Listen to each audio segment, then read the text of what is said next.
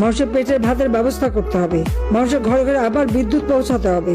500-র উপর ইন্ডাস্ট্রি বন্ধ হয়ে গেছে, লক্ষ লক্ষ শ্রমিক আজকে বেকার। একে একে গার্মেন্টস ইন্ডাস্ট্রিগুলি বন্ধ হয়ে মেয়েরা সব বেকার হয়ে যাচ্ছে। আওয়ামী লীগ আমলে গার্মেন্টস রপ্তানিতে বিশ্বে বাংলাদেশ 2য় স্থানে ছিল, আজকে কোথায় নেমে গেছে? একটা ধ্বংসের স্তূপে পরিণত করে দিল একটা সুন্দর দেশটাকে। কাজে আমি শুধু আমাদের আওয়ামী লীগ নেতা কর্মী না, আমি যারা আজকে এই নির্যাতন সহ্য করে যাদের মানে জীবন জীবিকার পথে বাধা, সকলকে বলবো ঐক্যবদ্ধ হতে।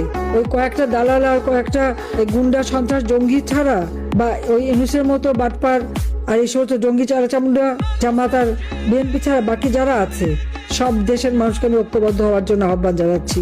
যে সকলকে রুখে দাঁড়িয়ে এই জুলুম, অত্যাচার, নির্যাতন, মিথ্যা মামলা হামলা এর জবাব দিতে হবে এবং সকলকে ঐক্যবদ্ধ হতে হবে। তবেই বাংলাদেশ এদের হাত থেকে মুক্তি পাবে এবং ইনশাল্লাহ আমরা অবশ্যই সে মুক্তি পাবো, বাংলাদেশ আবার জেগে উঠবে।